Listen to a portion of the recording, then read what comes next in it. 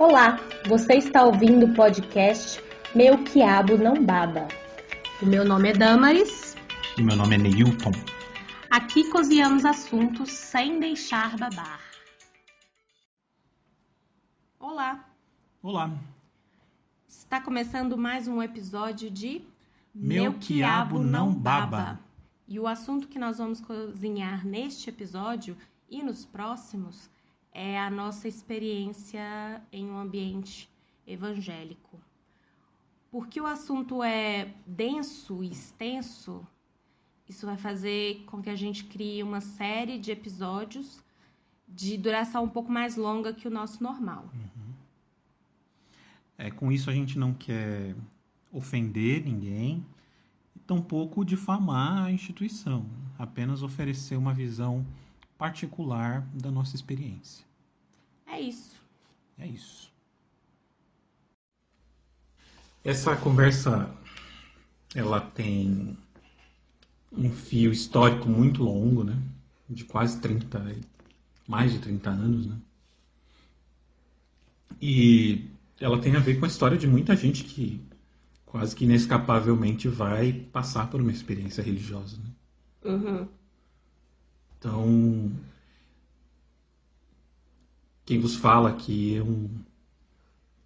é uma pessoa, duas pessoas que passaram por uma experiência religiosa evangélica, cristã.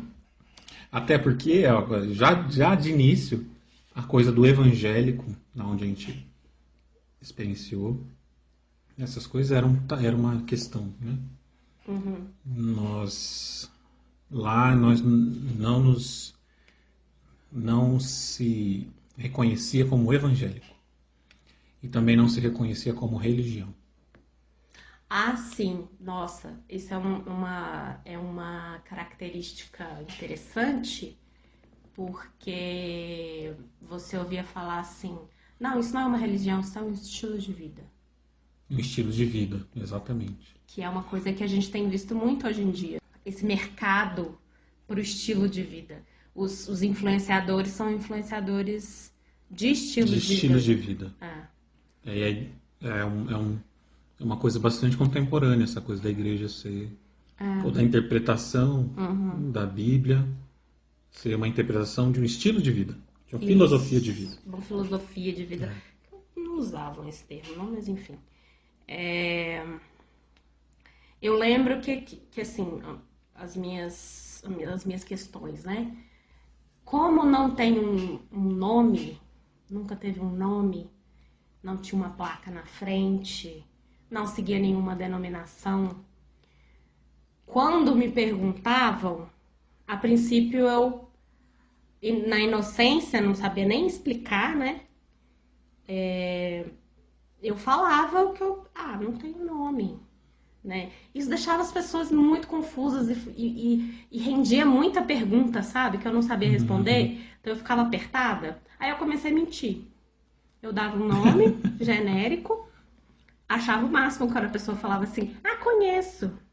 Aí a pessoa assim, conhece. Aí eu dava, ele falava mais ou menos, fica lá no bairro tal, não sei o que tal.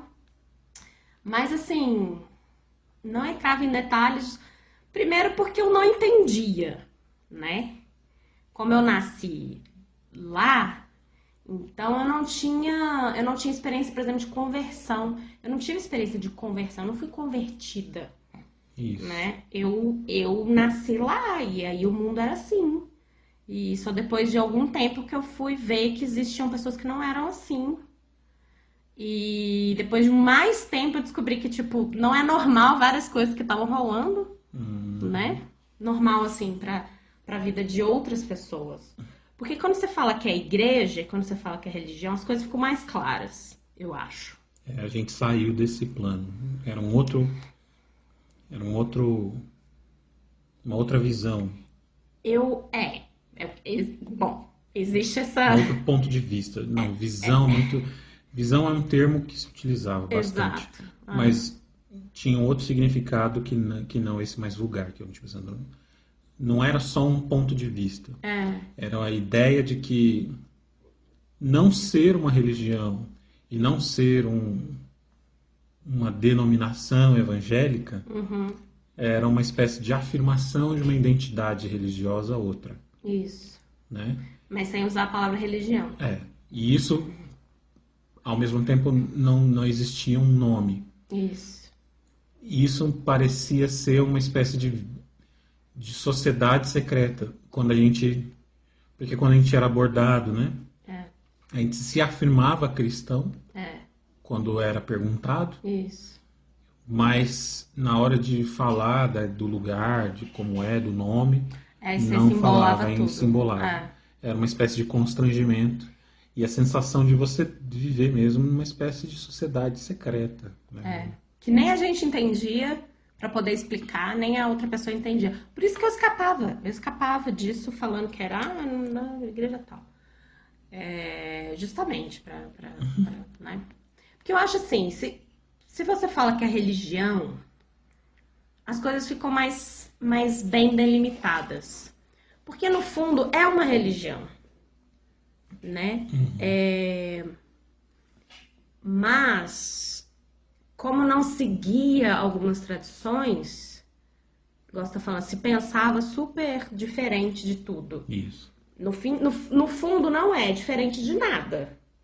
Porque, pra mim, se cacareja, cisca e bota ovo é galinha. Entendeu? Seria mais ou menos uma espécie de variação de um núcleo originário, que é essa experiência evangélica. O mais próximo que a gente consegue, né? O mais próximo que a gente consegue se identificar é ser evangélico mesmo. Mas, por exemplo, meu caso, como eu nasci lá, tal, era tudo que não era lá era completamente diferente. Quando eu ia em outras igrejas denominacionais, por causa de família e tal, eu achava tudo muito, muito esquisito. Entendeu? E então eu não conseguia me identificar ali. Eu achava que ali era estranho demais. Né? Era estranho. E, obviamente, quando você tá num lugar, você acha que o seu é melhor.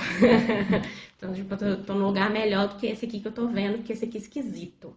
Do mesmo jeito, quando você leva uma pessoa que não era de lá pra fazer uma visita, né? Várias pessoas. Eu não tive essa experiência, por exemplo, de levar amigos.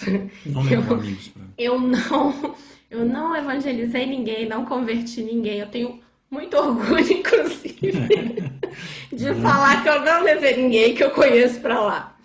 Mas outras pessoas, né? eu fiz isso. Então... Engraçado, né? Mas você também foi trazido, né? Fui trazido. Então... Trazido não, você foi levado. Levado. Eu gosto de lembrar dessa experiência de alguém que não só se acostumou, mas se inseriu naquele lugar, porque achava que era aquilo ali mesmo. É engraçado, porque, tipo assim, uma adolescência desejante aí por algum tipo de caminho, né? A igreja apareceu, né? Então, fui levado, né, pelo meu tio, primeiramente para uma igreja tradicional, vamos dizer assim. E em seguida a gente se transferiu para essa que tinha aí todas as suas singularidades. Exato. E é onde eu tive uma espécie de processo de dedicação integral. Explique. Era a ideia de que, tipo assim, eu tinha chegado à conclusão muito jovem de que aquilo lá era o caminho, era a coisa. Só que mais do que isso, eu tinha certeza de que Jesus Cristo ia aparecer amanhã. Então eu me comportava como alguém que tinha certeza que Jesus ia aparecer amanhã e que ele chegando, eu queria que ele me pegasse trampando, trabalhando. Então eu era uma pessoa bastante encantada, né? Pelo arranjo, pela ideia de pensar o mundo. Era uma forma de pensar o mundo, mas sem muita ação no mundo, né? Então, Pensava-se muito sobre e pensava-se agia-se sobre. nada. E aí criava-se bastante uma expectativa, né? E era um exercício meio estranho quando eu estava inserido, para mim não era estranho, mas a gente ficava meio que era como se a gente estivesse todos numa nave, olhando o mundo de cima, assim, nos destacando dele, nos destacando das demais denominações religiosas. Sim. E tendo, parece que uma visão privilegiada desse lugar. Então, nós nos sentíamos, eu me sentia assim, e o fato da própria pequenez do lugar, né, do grupo, era uma espécie de coisa celebrada, porque, tipo assim, só os escolhidos, era mais ou menos essa ideia. Essa é uma das diferenças básicas desse grupo que a gente participou e de outras igrejas, é que outras igrejas pensam em expandir. Igual eu tô falando de converter, isso é uma prática muito comum em igreja tradicional. Você tem que ganhar almas, né? Você tem que sair para ganhar almas. Tem franquias ali, colar, vai. Exatamente. E isso não era uma prática, nunca foi. Aonde eu estava, nunca foi. Eu nunca fui ensinada, por exemplo, que eu tinha que converter outras pessoas. Falava que você tinha que se portar fora da igreja, você tinha que se portar como se você já estivesse dentro, né? Tipo assim... Isso era uma outra coisa que eu queria entrar, mas continue. Um comportamento, assim, exemplar. Moral, né? Vamos deixar bem claro. Bem moralista mesmo. Mas, enfim. Mas eu queria falar o seguinte. A questão de denominação, né? Normalmente as igrejas evangélicas ou não, ou católicas, sei lá, as pessoas são livres para ir visitar, né? Por exemplo, se eu sou católica e vou para Portugal, por exemplo, eu procuro uma igreja católica em Portugal e entro e assisto à missa, né? E convido pessoas para ir, vá lá na paróquia tal, não sei o quê. E eu tive colegas, por exemplo, crentes, que me convidavam para ir na igreja deles. Isso é uma prática muito comum. Vai na minha igreja, vai no culto tal, não sei o quê. E eu não ia, e eu também não chamava na minha. Então sempre, é o que você falou, eu dava um ar assim de diferenciamento.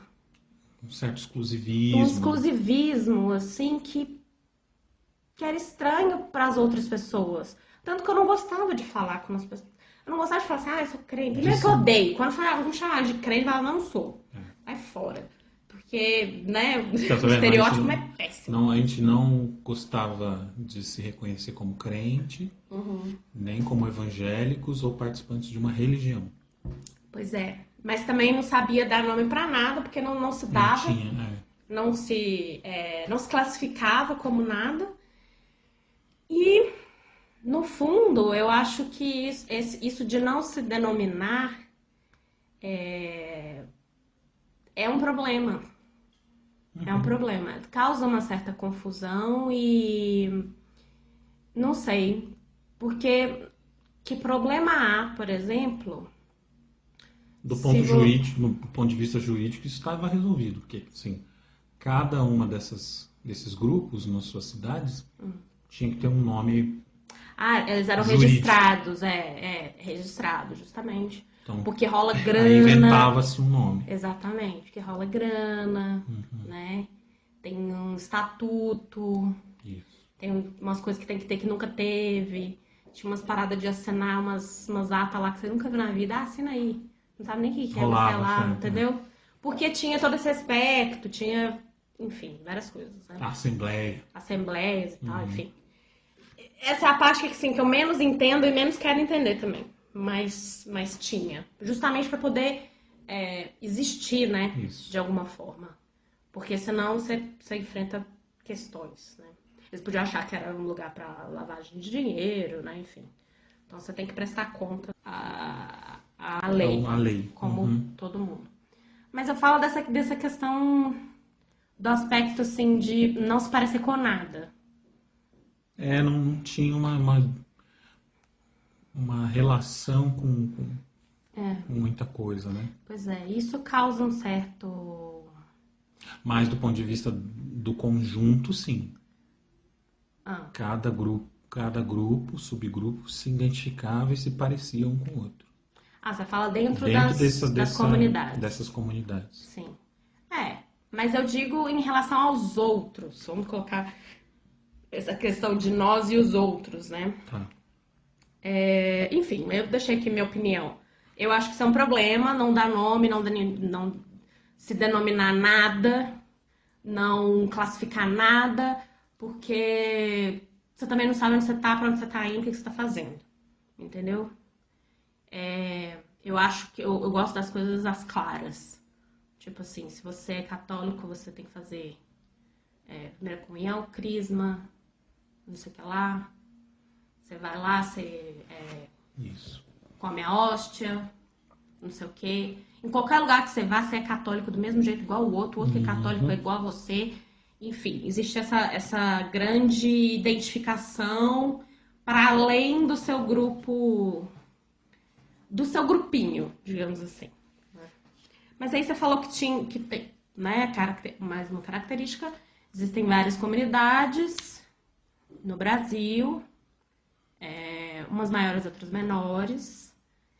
Algumas bem pequenas, assim, de uma família, às vezes. E que se encontram periodicamente, né? Tem uma comunicação ali entre si.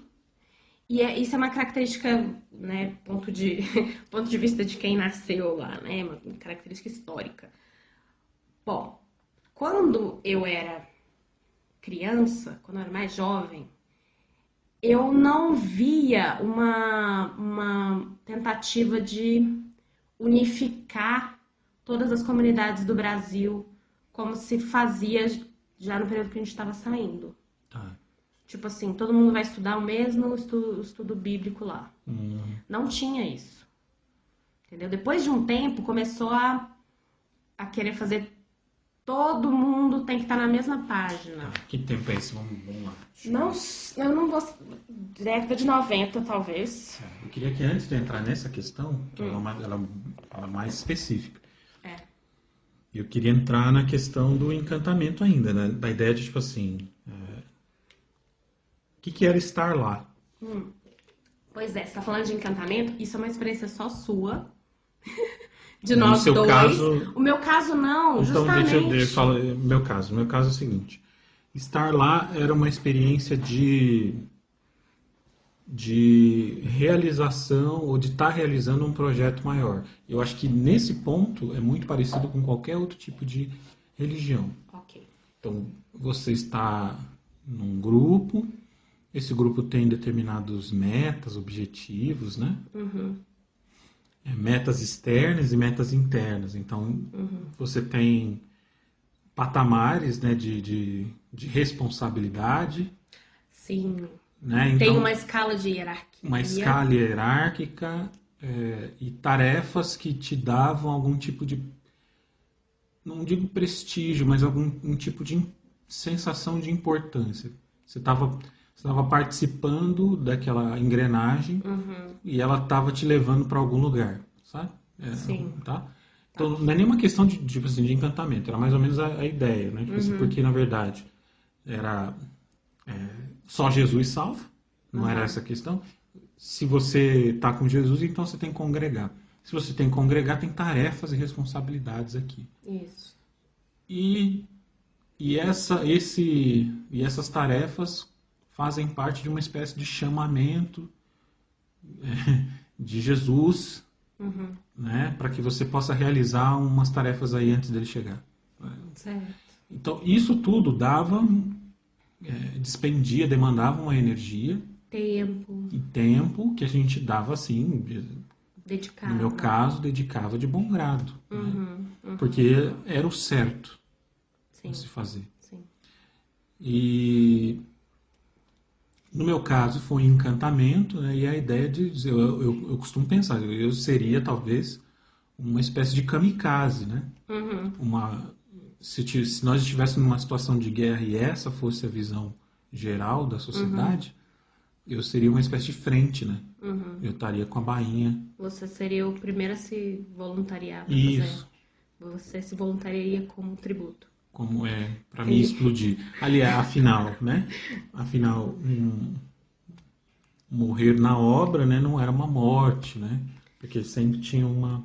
Então tinha isso. E tinha uma relação de garantia com uma vida sem sofrimento, uma vida plena, num reino dos céus que também, e a gente pode discutir isso, não se apresentava de maneira clara, né? Era sempre alguma coisa que se resumia à sua palavra, ao termo. Então, quando você discutia como vai ser, onde é, como será, começava a tentar criar algum tipo de imagem, existia uma espécie de interdição. Né? Tudo isso me chamava a atenção mesmo assim, porque era coisa de tipo, quanto mistério tem aqui, né? Então, tipo assim, eu tô sempre perto de algo novo, sempre perto de algo que está chegando, que está vindo, que está quase ali, que está chegando. Isso é uma coisa, agora você falou uma coisa que eu percebi que é bem de igrejas cristãs evangélicas, assim, Jesus vai voltar, Jesus já está voltando, Jesus já voltou. Isso, existia esse dependendo do que a pessoa queria, já veio, já tá aí. Do tipo assim, você não viu? Mas isso está presente. Essa é a promessa, né? Você falou promessa, veio várias coisas na minha cabeça. Até questões bíblicas mesmo, afinal de contas, como eu cresci lá, eu cresci ouvindo as histórias bíblicas e assistia os desenhos bíblicos. Você lembra dos desenhos bíblicos? Caramba, aquilo era muito louco. Muito bonitinho. Era mal feito, na verdade. Bem feito. Os desenhos, os rostos, assim. Não, mas não tinha profundidade nenhuma, não era 3D, era bem 2D, entendeu? Esse era o meu problema. Era Disney, não era? Não era Disney. Não era Disney então de jeito. Disney jamais faria. Mas depois a gente vê isso. Porque eu acho que a gente já conversa sobre isso. Mas enfim. Essa questão de você chegar na Terra Prometida, entendeu? Isso já é uma coisa lá da Bíblia. Isso. Você vai atravessar o deserto e chegar na Terra Prometida, né? Isso é Disney. Isso é o príncipe do Egito. Ótimo. Afinal. Mas, enfim, tinha sempre essa questão de céu, né? Você tá indo para algum lugar. Você tá indo para algum lugar, porque nem todos vão, né? Então dá mais uma vez a ideia da exclusividade, assim, do tipo, essa pessoa não vai pro céu, entendeu? Mas não era falado assim, né? Não com esses termos tão rasos, assim. Geralmente era uma coisa um pouquinho mais floreada. Muito mais tranquila, no sentido de ser assim, estamos caminhando na direção tal, estamos crescendo, estamos entrando numa nova etapa, era assim, Sim. Estamos entrando num novo nível. Exato. Era sempre essa coisa do avançar, não retroceder, né? Tipo assim, essa era a lógica, sempre a sensação, alimentar a sensação de que a gente estava indo para algum lugar. Mas sem falar o quê, né? Sem falar para onde, sem falar... Exato. Porque bastava ter fé. Porque o legal era isso. Era você, tipo assim, não perguntar. Porque isso dizia muito mais sobre o nível da sua fé. Entendeu? Porque se você ficar perguntando o pensamento, né? Você não pode perguntar porque você não tá... Senão você não tá, sei lá, crendo. Isso. Você tá enganado. Eu já esqueci, engraçado, né? Tem hora que me dá uns brancos, assim, dos termos. Eu acho interessante. Tá no engano. Tá no engano. Nós estamos no engano agora, né? Afinal. Estar fora é estar... No engano. Estar no engano, fazer parte do... E ponto, né? Tipo assim, no engano. Mas no engano do quê? Do quê? Que tinha que estar aqui.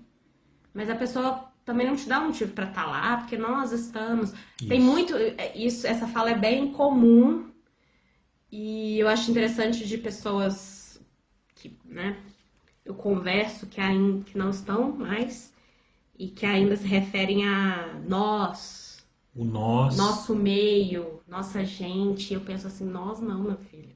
Acabou, sabe? Você não está mais entre nós, não faz mais parte do nosso meio. Pois é, justamente quando você se, entre aspas, rebela. A gente vai chegar na questão, né? Rebelar. Mas rebelar é simplesmente você não aceitar, não concordar, questionar, né? Se você não tá concordando 100%, você já não tá bom. Isso, você tem que ter uma... É isso, né? Quanto mais de olho fechado você vai, melhor para o teu status, para o teu estatuto de sujeito com fé. Isso.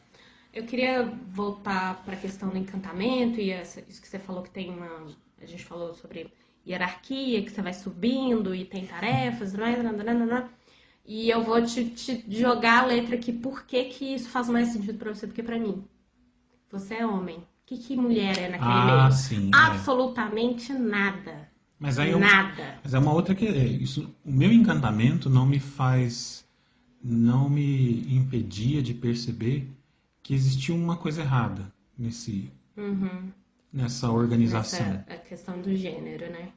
Isso me incomodou sempre, me incomodou demais. Só que, ao mesmo tempo, batia na regra do tipo assim, mas você vai questionar?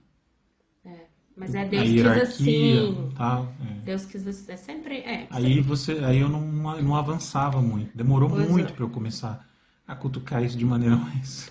Pois é, mas é só para te explicar que assim, eu não pensava muito nisso. Entendeu? Mas como é que você... E eu era... Pois é, então eu tinha um status privilegiado, que eu era filha de liderança, e algumas coisas não me tocavam, entendeu? Eu percebi isso só muito, muito mais tarde, que eu percebi que, tipo assim, eu me escondia atrás do meu pai, do tipo assim, não vem não. Não vem não, entendeu? Se alguém quiser falar alguma coisa comigo, quem vai falar é ele, é você. Você não sonhava em ser uma... Nada. Obreira. De jeito nenhum. Aliás, eu sempre fui, vou ser bem sincera, eu sempre fui bastante preguiçosa, fugir dessas coisas mesmo, achava um saco, continuo achando um saco, entendeu? Aí eu via pessoas, porque pra você subir nessa hierarquia... Aliás, subir não, porque a mulher ou ela era nada, ou ela era esposa, mãe. Isso era uma função. Isso é uma função, exatamente. Chamava-se de função. Sim. Ou você era esposa de liderança. Que é esposa.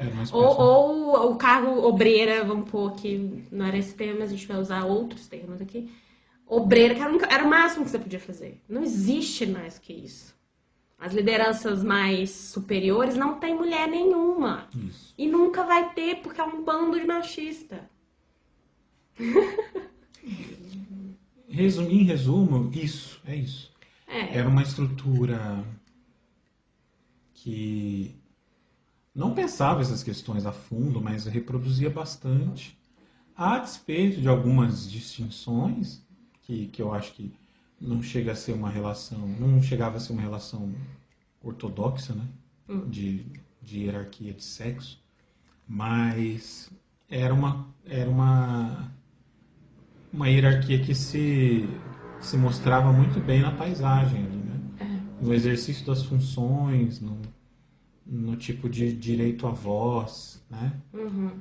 São muito poucas as que falam, e quando falam é quase sempre numa situação especial, porque a situação cotidiana comum, né, a liturgia, era sempre mediada, quase sempre, né, mediada pelos homens. Né? Isso. Tinha poucas tarefas ali. As mulheres tinham que fazer o quê? Coisas de mulheres. Que vai ter um almoço lá. Aí as mulheres preparam o almoço. Limpeza. Manutenção. Mulheres. Coisas mais... Limpezas mais pesadas. Homens. Porque, afinal de contas, a gente não pode puxar água com o rodo, né? Sei lá. Deve arrancar o braço, não sei. É, mas, enfim, e questões mais mínimas, assim, né? Com crianças, mulheres. Isso, são É, essas funções. ensinar criança tem mulheres. Isso repete muito uma sociedade da qual a gente queria, um mundo da qual a gente queria se diferenciar. Não é estranho? Porque porque não somos deste mundo. Nós estamos, mas não somos. Era mais ou menos essa a ideia. Aham. Mas ao mesmo tempo reproduzia muito daquilo que no mundo se faz, que é subalternizar a mulher e o trabalho que ela realiza em casa, com os Exato, filhos. exato. E, e ser uma coisa como se fosse uma coisa natural, né? Colocar as mulheres nesse lugar. Uhum. Eu me lembro muita dificuldade de homens envolvidos na escolinha, naquilo que seria uma escolinha dominical. Mas você era? Eu era, porque eu era qualquer coisa, né? Eu tava, Pau pra toda a queria obra. estar em tudo, né? Mas é uma dificuldade muito grande mesmo de engraçar tanta vontade, tanta fome de avançar, mas que tipo de avanço era esse, né? Porque a sociabilidade não mudava, né? A hierarquia de sexo, né? A categorização Nossa, categorização. A gente tem que entrar nesse né? assunto depois, porque A gente é vai entrar, muito. Meu Deus. Mas aí, mais um, assim, só para delinear o que as mulheres podiam fazer, era isso, né? Questão limpeza, comida e o máximo que você podia é na questão de louvor. Que as Isso, mulheres podiam, participar algumas pessoas ficavam à frente. dirigir o louvor, Isso, só. Ponto. tocar uma bateria. Não conheço, até, mas acho que até tinha, tá? Mas era raro. Bem Então, como eu raro. falei, nunca Poucas, não é que não tem, mas assim, é poucas sempre muito meninas raro. tocavam instrumentos. Isso. Era sempre coisa de menino. E as meninas ficavam fazendo outras coisas subalternas ali no meio, se Isso. quisesse. Uma coisa meio road. Enfim, eu não queria fazer nada disso. Eu não me encaixo nisso, entendeu? Tipo, eles não me pôr pra cozinhar, porque eu não sei mesmo. E não gosto. Sabe? Eu tava ali, e eu acho que eu me misturava muito, e eu destacava, acho que tinha uma questão comigo, assim, do tipo, qual que é a sua? Tá. Aí, às vezes, as pessoas falam assim, você canta, né? Porque tinha essa questão das gravações, das músicas próprias, e aí a minha família era, né, 100% cantores, então eu apareci em algumas, me deram pequenos solos pra fazer. Mas acho que era o máximo, assim. Aí teve uma época que quiseram que eu traduzisse coisa. Me deram um trem que já tinha sido traduzido, sabe? Assim, parece que tá te colocando pra enxugar gelo. Pra dar uma. Sabe? Dá alguma coisa pra você Dá fazer. uma coisa pra ela. Justamente, porque olhavam pra mim e falavam assim: o que a gente vai fazer com essa mulher? Entendeu? Ela não quer fazer nada, ela não encaixa nada, ela não fala, não quer. Tentaram me enfiar em vários lugares, mas eu não gosto disso. Não sirvo pra isso. Era uma hierarquização muito bem organizada e feliz. Eu vou chamar de feliz porque, tipo assim, não existia uma contestação contundente por parte das mulheres. E não existia um esforço por parte dos homens, que eu tenho certeza que percebiam isso. Uhum. Mas que a gente acabava santificando isso. Dava um ar de santidade, de sacralização para esse tipo de estrutura. Atribuía uma condição natural ou espiritual das mulheres, que é atuar pelos flancos, Isso. que é atuar nas bases, que é cuidar dos bastidores, cuidar das crianças, que é trazer os sólidos, enquanto os homens trazem os líquidos. Nossa, agora caiu a ficha. Mulheres trazem salgado, homens trazem refrigerante. Tinha a manutenção de uma relação que hoje em dia, no mundo afora, né, se quer cada vez mais a família, né? Mas eu acho que isso aí não tem nada a ver com a família, tem a ver com estrutura de sociedade machista mesmo, entendeu? Porque a gente se via como uma família, falava, né, que você tava numa família e tudo mais, e tananã, mas tinha umas coisas que não parecem com família. Não, era mais recreativo do que vida em família. Vida em família é outra coisa, justamente. Porque é partilhar coisas muito mais cotidianas, muito mais profundas até. Mas a gente tava falando sobre... Então tinha esses papéis, né? Existiam esses papéis. O que os homens fazem, o que as mulheres fazem. Então a gente falou o que as mulheres fazem. Os homens fazem o quê? Toca instrumento, obreiro, aí vira um carinha mais... Liderança tipo 1, tipo 2 e tipo 3. Eu gostaria de saber qual que é a diferença do 2 pro 3, porque eu acho que o 2 e o 3 é a mesma coisa, não? Tipo 1.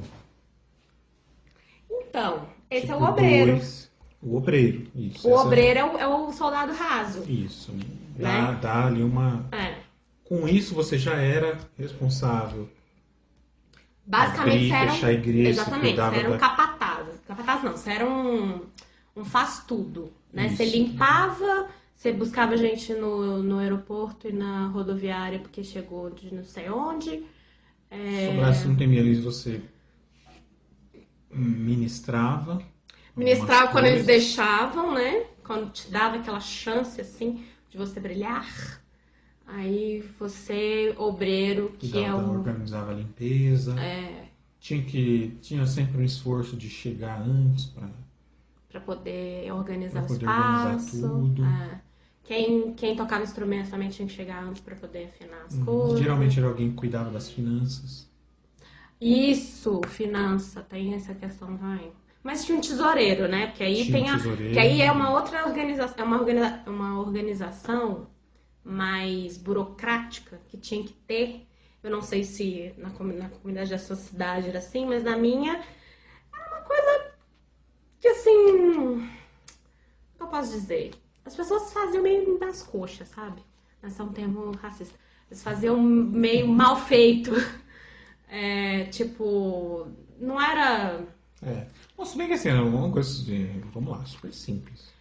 Mas assim, por exemplo, tem o tesoureiro, tem presidente, isso da associação, isso de forma burocrática, de forma... Mesmo. Exatamente. Para prestar contas. Prestar contas, pois é. Isso era uma estrutura interna que muita gente nem conhecia, nem sabia, nem de nada. Mas enfim, o obreiro fica lá com o dinheirinho na mão das pessoas que davam lá. Raramente ministrava, mas podia ministrar. Aí tinha o tipo, vou chamar esse de tipo 1, que é o próximo, você sabe o que é. Sim. Que é o capitão. É uma espécie de capitão. O capitão, ele é uma espécie de pastor. Isso, vamos usar o termo, né? O termo clássico, é o pastor. O pastor, ele é o cara que ministra sempre, né? E tinham vários, dependendo da cidade, tinham vários, dependendo da cidade, tinham menos. Uhum. E... Sempre homens. Sempre, sem dúvida. Sempre homens. E tinha o outro tipo, que é o grupinho mais seleto de liderança. Que tem menor número. Né? E eles são escolhidos entre eles, né? Os que já estão dentro escolhem os próximos. Como se fossem os apóstolos. Esses são os apóstolos. Mas esse é um termo meio... No caso da Igreja Católica, é como se fossem os bispos. Isso, vamos falar bispo então. Vamos falar bispo. O grupinho seleto seria como se fossem os bispos. Uhum. E não era uma coisa explícita, mas tinha o Papa. Tem o Papa. Tem uma liderança Tem mor. uma liderança mor. Uhum. Não é uma coisa que, se você perguntar para esse grupo, essas pessoas não vão concordar, vão falar que não é. Mas, igual eu falei, e vou falar várias vezes essa minha analogia. Se cacareja, cisca e bota ovo, é galinha. Uhum. Entendeu? Então Então essa pessoa é o Papa. Ele é a liderança mor da história. Mesmo porque todas as decisões mais alto calão passam por ele. Isso. Geralmente é ele que decide e comunica. E os outros acatam. A verdade é essa. Ele decide na cabeça dele, ele comunica com os outros, ninguém E os outros ousa... têm um papel mais distributivo. Isso. Mais mão na massa. Eu acho que agora que a idade tá pesando em cima dele, tá menos assim ainda. Ele tá delegando um pouco mais, porque ele realmente não aguenta muita coisa. Então tem essa liderança mor e tem os bispos, que são em menor número do que os pastores, do que os padres, já que a gente vai usar a analogia católica. Tem vários padres, tem alguns bispos e só tem um papa. Pronto. O fato de você fazer parte desse conjunto de bispos, clero, não te faz igual a eles, te dá funções específicas. Ah, sim. Cada bispo tem uma função também. Mas aí vamos lá, né? Os padres ou os pastores, que a gente vai circular nesses dois termos aí, eles ministram. O que é ministrar? É o que o padre faz na igreja, entendeu? Ele fala a missa. Ele prega a missa. Alguma coisa. O pastor de igreja normal, tradicional, ele fica lá em cima do púlpito e prega. Né? É a mesma coisa. Com a diferença que, assim, a estrutura física, que também se achava super revolucionária, talvez fosse na década de 70, mas hoje não mais. A meu ver. Usa-se muito, né? Já tá... É uma estrutura física de semicírculo e a pessoa não ficava A pessoa que está ministrando, ela não fica numa posição mais alta, ela fica no meio das pessoas. No meio, assim, fica na frente, mas na mesma altura, né? E isso se considerava super... Isso. Uau! Talvez até seja, né? Não sei. Isso dava um ar de horizontalidade. Mas eu acho que... Um ar! Só o ar! Eu acho que não há... Porque tem um problema também da tirania dos grupos sem liderança. Ok. Era uma forma, eu acho que muito natural de organização. Uhum. Porque a regra era, tipo assim, não somos a mesma coisa que os outros. Então já tinha uma espécie de horizonte no sentido de se diferenciar o máximo possível. Somos algo quase que superior, uma visão muito própria e muito superior se comparado às demais denominações. Isso tinha.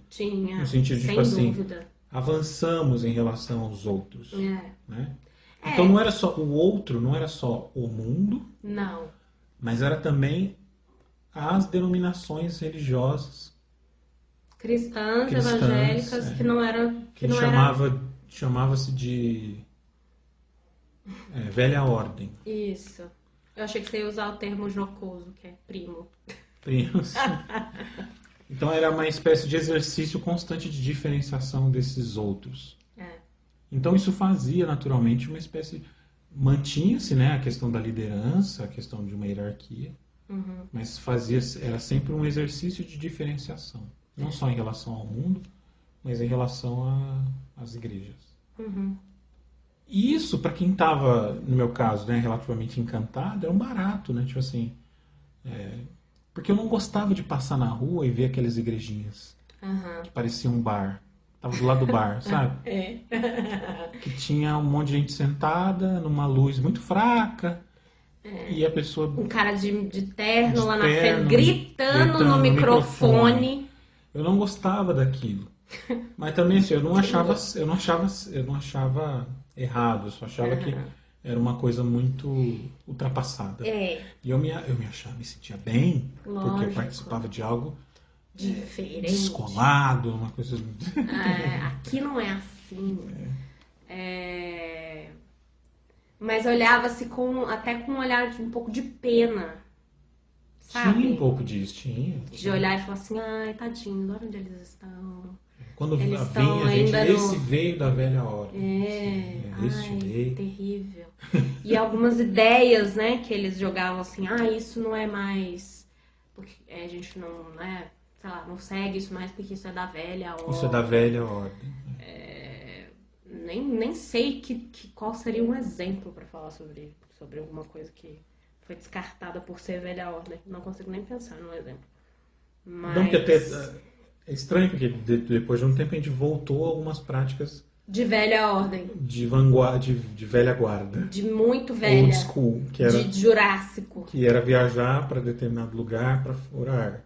Era uma espécie de ir ao monte. Isso. Ir pro monte. Achei que você ia falar do panfletar. O panfletar pra mim foi a gota d'água, assim. Acabamos aderindo à coisa do panfletar. Eu não, porque eu me rebelei terminantemente. Me orgulho bastante disso também. Eu falei, não, isso eu não vou fazer, não. Não vou fazer. Eu cheguei a panfletar algumas, mas eu já tava. Essa era uma fase que eu já estava com muita vontade de sair. Uhum.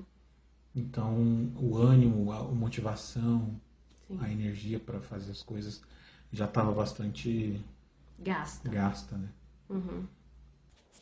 Bom, nós falamos sobre papéis. Os papéis. Né? Demos aí uma delineada quais eram os níveis hierárquicos. Eu comecei a falar um pouco o que cada um faz, porque eu acho interessante. Por exemplo, o que a gente chama de padre ele era uma posição assim intermediária, né? Que você podia ser nada, você podia ser obreiro e você podia ser o padre ou o pastor.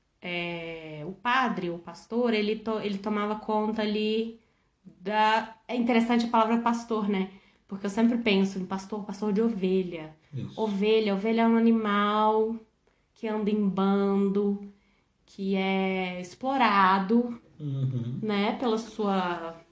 Ela não oferece, a lã é arrancada. A lã é arrancada. Eu não sei nem como é que faz, sinceramente, assim, tipo... Cresce de novo? Cresce, é igual o cabelo? Cresce. E elas são marcadas, né? Elas são marcadas. Marcadas e tem um sininho. Não é o pra bode? facilitar a vigilância. Não é o bode que tem sino? Ovelhas também. Não, e fica dentro de um espaço delimitado, né? Por isso que o pastor fica próximo. Porque como ele é um bicho... Eu acho que é um bicho selvagem. É um bicho selvagem, não é doméstico. Acho que não. O pessoal não cria em casa. Não, então é um bicho selvagem que precisa ficar... Eu acho que ele entra no grupo do doméstico por conta de ser animal de fazenda. Tá, tudo bem. Mas a ideia é essa, né? Tipo, você pessoa normal, que frequenta, é uma ovelha. Isso. Então você não pensa. Basicamente você é guiado pra lá, pra cá, pelo pastor, que é o cara que fica lá com o cajado te dando cajadada na cabeça. Mais ou menos essa relação. Uma relação assim de obediência. Nossa, tá vendo? Tanto é que a gente falou junto. Peguei no verde. E é um negócio que me incomoda, assim, entendeu? Porque você não é um ser pensante ali. Aliás, isso é visto como algo muito negativo. Você ser alguém de opinião, você ter opinião, você ter personalidade. São são quase palavrões, assim. Você tem personalidade. Ou seja, vai dar trabalho. Tinha até uma espécie de... Vez ou outra voltava isso, né? Uma campanha contra a individualidade. Que usava o termo erradíssimo, né? Porque eles estão querendo ir contra uma coisa que é impossível. Eles queriam dizer individualismo do tipo pensar só no seu umbigo. Isso, tinha uma coisa, uma interpretação errada. E aí falava individualidade. Por quê? Porque se você for pensar no rebanho de ovelhas, elas não têm individualidade. Genética só. Mas quando você olha de fora, assim, você vê um bando de ovelha. Elas são todas iguais, basicamente. E eu acho que era essa sensação de de generalizar, de massificar, de se igualar. Aí falava-se muito sobre unidade como sendo uma coisa desejável, né? Tipo, temos que ser um só, pensar como um só. E isso é tão totalitário, isso é muito distópico, né? Você pensar sobre isso. Porque você perde... O mesmo pensar, o mesmo querer, a mesma forma de viver, como se cantarolava. Então. Sim. Bom, existia essa ideia tal, colocada de uma maneira diferente da que eu tô falando aqui, essa é a minha interpretação, né? Hoje, quando eu escuto, quando eu lembro dessas coisas, me dá um desespero, mas era visto como desejável e tentava-se o tempo inteiro aparar, né, os que se sobressaíam. Sim, tinha uma questão. Os excêntricos, eles sobreviviam. Nossa, quando muito, meu Deus. Quando muito. Quando não, eles já não faziam parte daquilo ali. Porque eles tinham outra ideia, se saíram foi porque questionaram demais.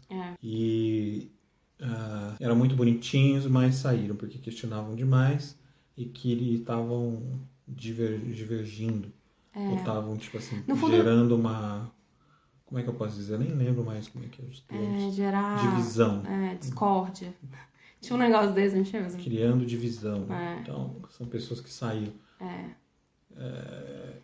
E tinha a ideia de uma necessidade de vigilância em relação àquilo que se chamava ser unidade, só que ao mesmo tempo pouco se pensava sobre o seu significado também. Né? Mas abolia-se constantemente a ideia de individualidade, chamando-a de individualismo. Isso. E quando faz isso, quando se lança a individualidade na sombra, você ilumina mais o individualismo. Então era o individualismo que acabava ficando e a individualidade, sei lá, Eu vejo assim, eles misturavam muitas coisas e na verdade, verdadeira opinião, minha interpretação, é que tudo isso é para facilitar o controle. Tinha, aí sim, era uma... Entendeu? A partir do momento em que você cria certas normas de conduta, uma economia de linguagem. nossa, muito econômico. Isso ajudava a controlar mesmo, ajuda a controlar. Exatamente. Então, assim, a minha lembrança, talvez não muito clara, né, da minha infância, que eu não via, assim, a comunidade da minha cidade sendo igual a da outra cidade. Entendeu? Talvez porque eu não estivesse prestando atenção mesmo, né? Que é basicamente não prestar. Mas depois de um tempo eu comecei a perceber isso. Tipo, todo mundo vai estudar o estudo tal. Vamos todos nos reunir no acampamento tal da cidade tal. E algumas diretrizes que eram mandadas, assim, nacionalmente. Todo mundo vai ler a Bíblia esse ano. Nossa, foi super específico. Vai ter que ter um jejum no dia tal, todo mundo. Sabe? Talvez. Uma coisa que vinha assim, é isso. Tipo. Acabei de ter uma epifania aqui. Talvez o que facilitou isso foi a internet. Entendeu? Talvez, Quando veio a internet. Padronizou. Exatamente. Porque aí a comunicação ficou mais rápida e total, né? Basicamente, eu não vou falar total porque a gente sabe de igrejas de pessoas muito, muito, muito, muito, muito, muito, muito, muito humildes que não tem casa direito. Mas enfim. Na sua maioria, as pessoas têm acesso à internet, então começou a disparar essas coisas assim mais gerais, a nível nacional. Então tem o encontro nacional, tinha isso, encontro nacional, era para todo mundo. Encontro regional, aí eram as regiões mais próximas. Mas o que me fala de tudo isso é uma uma tentativa de um controle, uma unificação, assim, de pensamento que, hahaha, nunca vai dar certo. Leia todos os distopias pra você ver. Nunca dá certo. Tem sempre alguém se rebelando. Vê Star Wars, gente. Não dá. Vai ter sempre alguém que vai se levantar contra. No nosso caso, a gente via que era uma causa perdida. A melhor coisa a se fazer pra não estressar é sair. Entendeu? A verdade é essa. Mas essa questão dessas diretrizes, né? Aí tinha pra absolutamente tudo, não sei, mas tá muita coisa. Então, o que você vai estudar na igreja? Então, a gente falou que existiam algumas comunidades que as pessoas se juntavam, compunham músicas, gravavam. Só se cantava músicas feitas por pessoas dali, desse grupo. Por isso que eu não conheço gospel e odeio. Mas acho que eu já odiaria se eu ouvisse naquela época. Não gosto mesmo. Porque o povo canta mal. Basicamente. Canta-se muito mal e umas letras muito retardadas. Enfim. Né? Tô desabafando também. Mas essa questão de controle de unificação, acredito que sim, a internet deve ter dado uma ajudada pra isso acontecer. E aí o cerco vai fechando, né? E eu ouvia muitas histórias, por exemplo, as coisas foram mudando. Igual eu tô te falando. Quando eu era criança, eu não lembrava dessa unificação. Aliás, pra mim era meio estranho. Às vezes, eu não ia muito em acampamento, não sei porquê. Mas quando eu recebia pessoas de fora, eu ficava meio tipo assim, quem é esse povo, sabe? Eu não conhecia. Como a gente é hoje, ou como a gente... Ai, de novo. Como eles são hoje, né? Tipo, todo mundo se conhece, as pessoas se veem com mais frequência, conhecem pessoas de outros estados muito, muito longe. Isso não era uma realidade. Então as coisas foram mudando. E a gente estava conversando hoje mais cedo, que tinham algumas pessoas no passado que eram mais performáticas. Eu? Não. Existia assim uma maneira de se comportar que era mais exaltada, assim. Tá. Entendeu? E isso também começou a cair numa padronização, sabe? Eu conheço algumas comunidades que agora eu já não sei mais, mas há anos atrás, eu sei que eles eram pessoas mais tranquilas, eles eram mais soltos, eles cantavam as músicas de uma maneira, num ritmo diferente, porque era o ritmo mais próximo deles.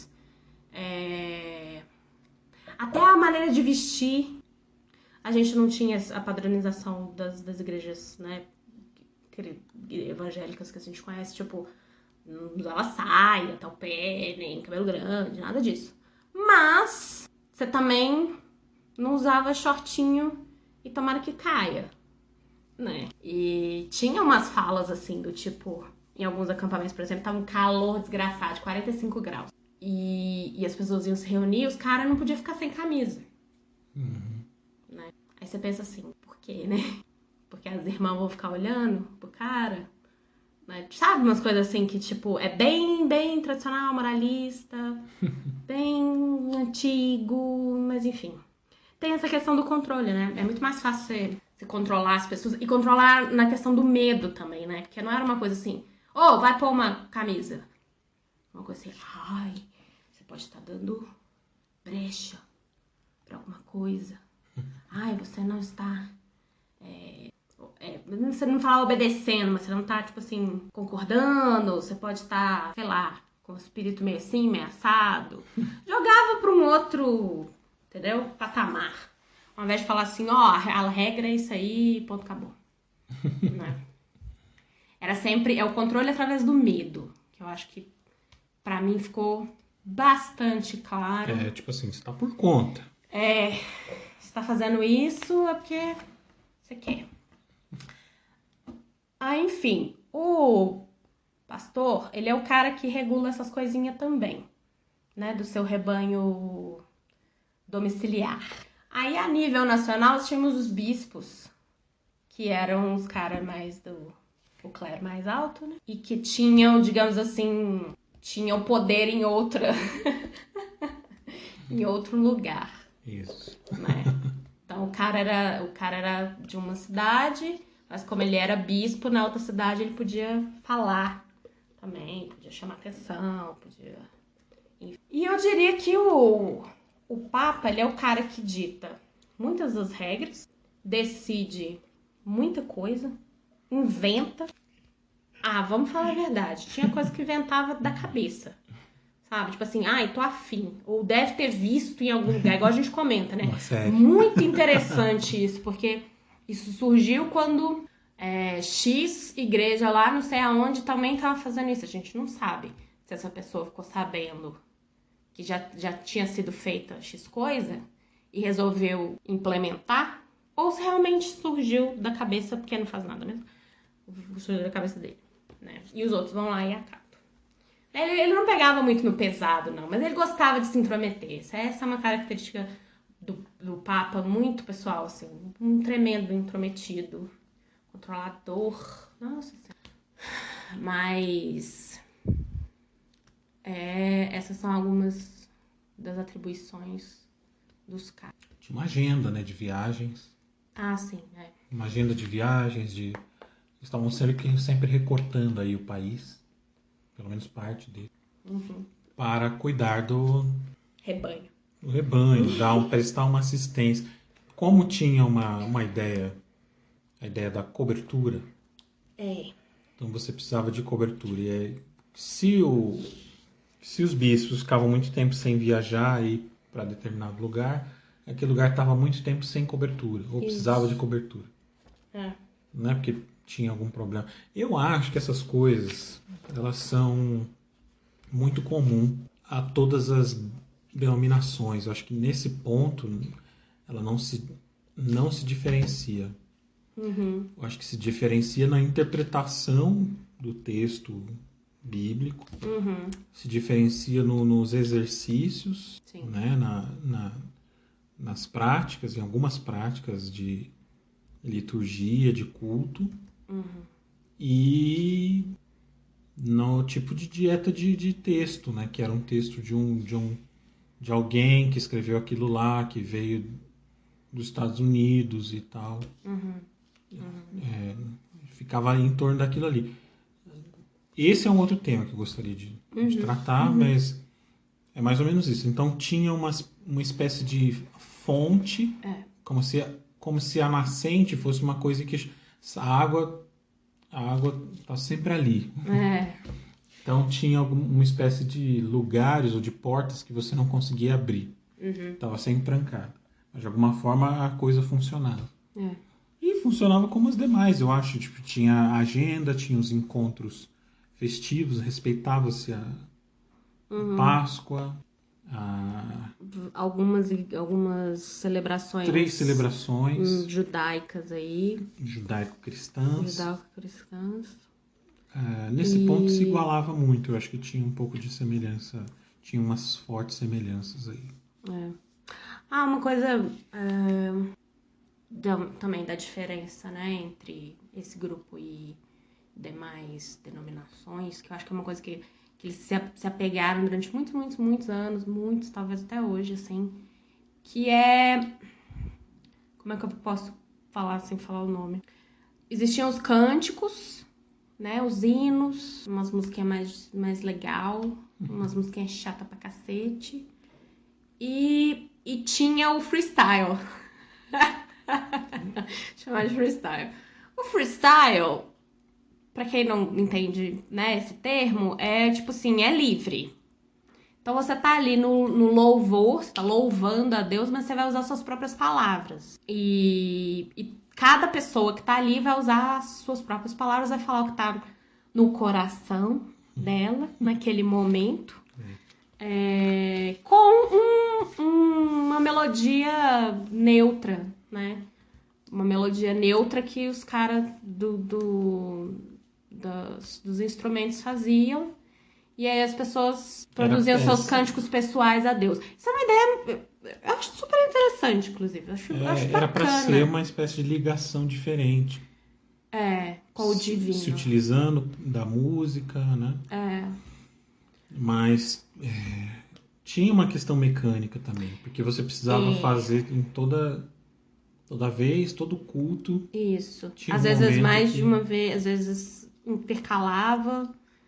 É isso que eu tô falando. Quando a minha memória do passado bem distante entre infância, pré-adolescência e adolescência, difere da minha memória de fim da adolescência, começo da vida adulta, lá dentro, porque eu não percebi, ou realmente não tinha, acho que realmente não tinha, porque muitas pessoas repararam a mesma coisa.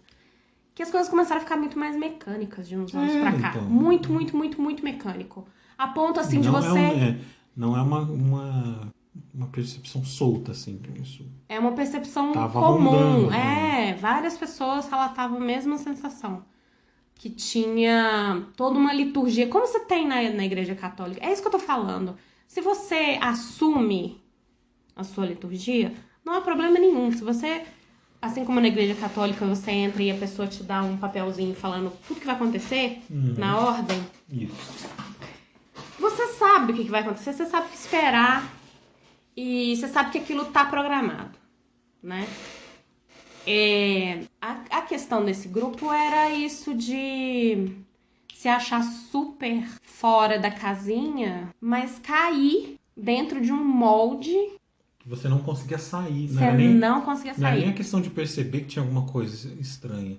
Era a certeza de que você não conseguia sair. Porque não tinha alternativa. Exato. Porque aquilo é aquilo e não se mexe mais. E tem que ser. Ainda que seja um negócio robótico, né? Mecânico. De fazer e você não vê a hora de acabar. Porque é Era chato. estranho, né? Era constrangedor. Exatamente. Não é uma coisa que agradava muita gente. A gente, então, tinha essa questão do freestyle aí que eu falei, que eu acho que foi um carro-chefe durante muito tempo. Não sei, novamente, de 3 anos pra cá, eu não sei como é que as coisas estão lá, então não sei se as pessoas ainda se apegam a isso de uma forma, né? É isso que a gente tem de diferente. Eu já ouvi isso, você deve ter ouvido também. É isso que a gente tem de diferente Que os dos outros não fazem. Como é que a gente sabia que os outros não fazem? Pois é. Como a gente sabe que lá fora, entre aspas, não há vida, que foi a frase que nos disseram, do mesmo jeito a pessoa acha que é onisciente pra saber que, nenhuma igreja faz, nenhum grupo faz né, esse tipo de louvor mais aberto, mais... Melhor pensar, talvez se eu tivesse uma última coisa não, né? Uma coisa mais, uma consideração final, é que nós não estávamos nem aí em relação ao fato de nós sermos o outro do outro. A gente é o outro de alguém, né? Para nós éramos sempre o nós. O outro era só o outro, nós não éramos o outro do outro. Agora você me fala se isso não é individualismo. É um pouco de individualismo, exclusivismo, uma espécie é um comportamento egóico, né? Muito.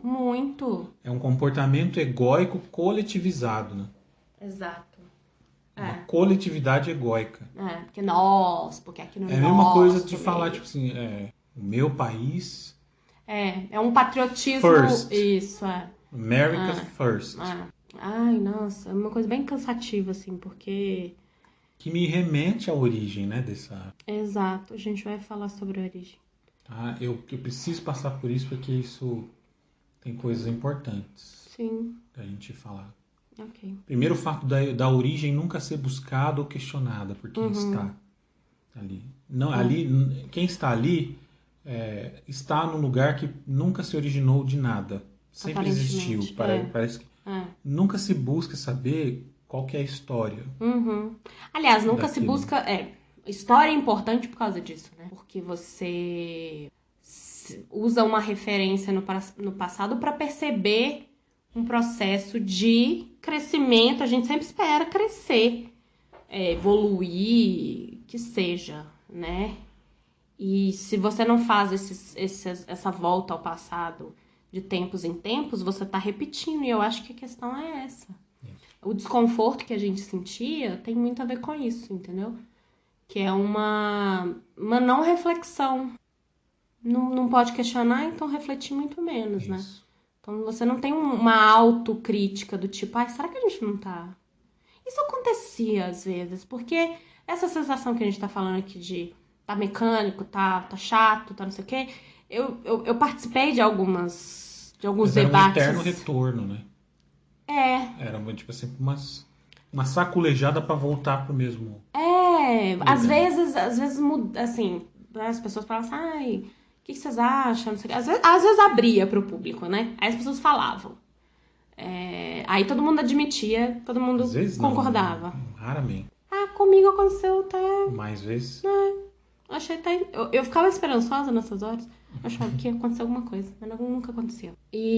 Mas aí, tipo assim, tentava ir de 0 a 100, entendeu? Aí no próximo dia fazer um negócio absolutamente bizarro, totalmente esquisito, diferente, e eu voltando lentamente pra mesma coisa. É isso. E é terrível. É bem cansativo. Sim. Vamos dizer que, assim, para não dizer que as pessoas eram vulneráveis só, é uma aposta que as pessoas faziam diante da sua existência válida. Uhum. As pessoas faziam uma aposta, no sentido de, tipo assim, olha, fundamentalmente eu não sei de onde eu vim, quem eu sou e para onde eu vou. Uhum. Então era uma resposta muito, digamos assim, Uhum. uma solução muito boa para uma questão muito difícil. E complexo. Isso. E aí todas essas coisas que a gente está falando de mecanicismo, de hierarquia, de exercício constante, de cumprimento de metas, de etapas e níveis. Uhum. Isso dava Campanhas. campanhas, isso dava uma espécie de sentido para essa pessoa dúvida. que precisava responder Uhum. a uma questão existencial muito profunda. Né? Uhum. Mas não é por aí. E Era aí, uma tentativa. e aí é o preço que você paga, é o preço que você paga. Tipo assim, você tem que dar o dízimo, você tem que ir todo final de semana, você tem que viajar, você tem que participar, limpar. Uhum. É tudo isso. Eu acho que tem mais a ver com uma necessidade de sociabilidade, né? De ter um nível, um grau de conforto afetivo Uhum. que te permita passar essa vida que aparentemente não tem sentido Sim. de maneira um pouco mais tranquila. Uhum. Criar uma paz de espírito, né? Eu acho que é uma solução. No nosso caso, eu acho que aqui eu acho que a gente se iguala. A gente não teve a chance de dar essa resposta. Uhum. Eu fui levado Uhum. e você nasceu lá. Uhum. Então essa questão existencial foi com a gente, né? Uhum. Eu não consigo pensar que as pessoas não continuem pensando na sua existência lá. Mas eu acho que estar lá, para a grande maioria, entorpece. Sim. Dá uma espécie de anestesia. Exato. Mas para as pessoas que tiveram uma experiência dita no mundo e que vão para lá, elas conseguem ter uma percepção e uma manutenção de uma consciência dupla. E as pessoas que nasceram e que, quando visitam o mundo, são constantemente interpeladas, aí, gostei dessa palavra, são interpeladas por questões existenciais. E aí vem as respostas prontas, né? Isso, as soluções. Porque se você começa a questionar, até dentro de você mesmo, assim, tipo, ai, mas o que eu tô fazendo aqui? Será que, né, eu saio? Será que eu, sei lá, namoro uma pessoa? Não sei o quê. Tem sempre as respostas prontas de tipo. Esse é um tema grande. Esse é um tema grande, de verdade. Mas é só pra fechar o que você tava falando. Mas você vai se perder lá fora. Isso. Lá fora não tem vida, não vai te alimentar, você não vai ser alimentado. Isso espiritualmente falando, né, nesse palavreado, quer dizer espiritualmente falando. Você não vai receber alimento se você não estiver lá dentro. Isso. E simplesmente se perder e viver pro mundo, viver no mundo. Isso tudo nada é explicado. Você dá a interpretação que você quiser, né? Que você... Mas aí você leva um pouco da ideia de que, tipo assim, é uma coisa pior. É uma coisa pior, uma coisa ruim. Isso. Você Né? leva essa ideia. Exatamente. Uma Mas, coisa a se temer, a se fugir. Inclusive se for melhor. Porque chegou muitas vezes a se dizer lá, tipo assim... porque não existe lugar melhor para se estar. Mesmo se aqui for pior do que lá. Sabe? Eu acho que quem disse essa frase provavelmente estava pensando assim, putz, eu queria estar no Caribe agora, sabe? Não, então, mas a ideia é assim, aqui mesmo assim é o melhor lugar. Não existe lugar melhor. Muitos lugares são bons, mas aqui é um lugar... Nossa, ou, tipo assim, eu não sei se existe lugar melhor, eu só sei que eu estou aqui porque Deus me chamou. Tinha isso, tinha a coisa do... se eu estou aqui, é porque Deus quis me chamou. Se eu não estou aqui, eu estou fora... Foi porque eu pequei. Dei brecha, me rebelei. Apostatei. E aí saí. Isso. Porque Deus quer que eu fique aqui.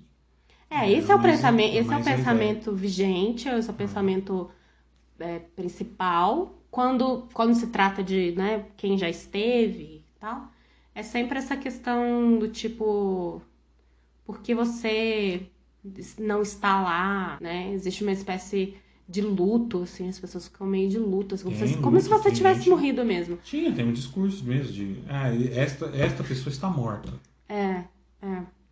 Porque ela morreu para a fé, morreu para Cristo. Perdeu a fé. Perdeu a fé. Porque não está indo aos finais de semana. Não está indo para os acampamentos. Nossa!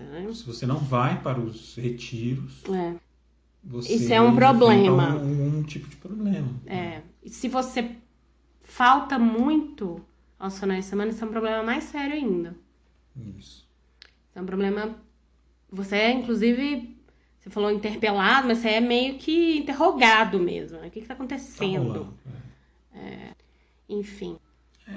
Isso, eu vejo como uma solução possível, porque, tipo assim, existem várias soluções, né? E a solução não é uma resposta definitiva para uma questão existencial tão profunda, né? Ela vai continuar aí. Mas as pessoas talvez vão se proteger dessa questão. Sem dúvida. Não dá tempo. Talvez o demônio esteja aí. Porque assim, embora o texto bíblico diz que Jesus venceu o demônio, tipo assim, aquilo que Jesus fez, tipo assim, venceu o demônio. Mas ele continua sondando o tempo inteiro. Ele tá, cuidado, que ele é o demônio. Eu não posso deixar saltar. Ele tá sempre... Isso é uma questão central. A gente pode até discutir na hora que a gente for falar sobre origem e tudo mais. Porque a questão é a seguinte. Se Jesus Cristo morreu pelos meus pecados para me salvar, que essa é a fé cristã, você crê em Cristo porque Cristo morreu por você, e tá salvo. Você já tá salvo, o que mais que você tem que fazer? Parece que você tem que manter a salvação, entendeu? O tempo inteiro, senão você vai perder. Senão, se você tropeçar, essa salvação vai sair do seu bolso. Ela virou uma propriedade. Que eu preciso vigiar o tempo inteiro, senão eu perco. Exato. Com justiça, porque se roubarem, você perdeu, cara. Exatamente. Você, E foi culpa sua. Culpa sua. Você perdeu a salvação. Então, assim... E aí eu queria só voltar na coisa do... a questão existencial, ela pra mim, talvez ela seja representada pelo diabo. Exatamente. Porque é a questão existencial que vai falar assim, tipo assim, e aí é um outro tema que a gente pode entrar. Aquela pessoa, ela não é do gênero masculino. Ela é uma homossexual, Estou indo para um caso mais extremo. Uhum. Ou ela não quer casar, por exemplo. Isso é o diabo. Dentro do regime existencial dela, isso está muito bem resolvido. Mas ela precisa arrumar alguém. Eu diria que, sim, na questão... Você está falando que a questão existencial é o diabo. Porque a crise existencial, ela vem de perguntas sem resposta, né? O que eu estou fazendo aqui? Quem sou eu? Para onde eu vou? O que eu quero da vida? E como isso já tem respostas pré-programadas lá, você nasceu para servir a Deus. Você tá aqui para servir a Deus. Então, Isso aqui que Deus quis. E tudo mais. Quando você entra na crise existencial, você fala assim, não, isso é o demônio, tá me mandando esse monte de coisa. Você entendeu muito bem o que eu queria falar. Tá me mandando um monte de coisa e eu tenho que mandar ele embora, porque eu não tenho que questionar nada. Não pode questionar, você não pode ter dúvida, você não pode... E isso impede as pessoas de crescerem, né? Satanás. A palavra que representa melhor a crise existencial, ou não é uma crise, uma jornada existencial. Ok, é mais soft. É o Satanás. Satanás. Não fala Satanás. O que eu fiz? Satanás. Satanás! Cachorra. É o Satanás, é o diabo. Porque ele sonda, tá vendo? Essa pergunta, ela tá sempre sondando. E o diabo tá sempre sondando. Não, ele tá rondando. Ele rondando. Deus é que sonda. Deus sonda. Isso. E o diabo ronda. Mas ronda com R, não com H. De vez em quando ambos negociam a vida. Negociam a vida de alguém, né? A fidelidade de alguém. Que eu acho muito louco isso. Não se questiona, tipo assim, Deus é Deus, ele que negocia com quem ele quiser. Mas é o diabo, né? E aí ele encontra. Esse é um outro tema que a gente podia. Ele encontra com o diabo e o diabo. Ele fala pro diabo, né? Tipo Tinha que ser um texto bíblico. E Deus fala pro diabo, tá vendo lá, diabo? Aquele lá é o meu filho Jó. Olha como ele é foda. Como ele é pá. Aí o diabo pega e fala assim, não aguenta. Não aguenta 10 minutos. 10 minutos de tentação, né? Aí o Deus acaba fazendo uma aposta. Tudo bem, vai lá, vamos ver. Testa ele. Testa ele. Eu deixo. Mas não mata, Só não mata, né? Aí... que tipo de situação? Olha, tem umas histórias na Bíblia que você fica assim... O caso que é isso, né? Que é isso? O caso do Jacó, que a mãe dele armou pro filho mais velho para que esse mais novo A preferência materna que a gente sabe que existe está bem clara nesse texto, né? Eu não quero que esse aqui e culpado é o outro que tava com fome e comeu a sopa. Não, isso aí eu nem vamos entrar não. E tipo assim, o outro que é foda, né? A gente pode entrar de sola. Várias formas de sola, sabe? Porque tem umas histórias que rende muito aqui. Com todo respeito à fé cristã, à Bíblia, às pessoas que, né, se devotam. A questão não é essa. Minha questão não é essa. Minha questão não é com fé. A minha questão é com estrutura social da igreja. Por isso que esse episódio chama Minha Igreja Não Baba, apesar dela babar pra caralho. Mas eu estou falando de igreja e de pessoas de igreja, não estou falando da fé. Não vou questionar a fé de ninguém. Mas que é interessante, né? Porque tem umas inconsistências assim que você fala assim... Será que eu tô entendendo errado, né? É legal.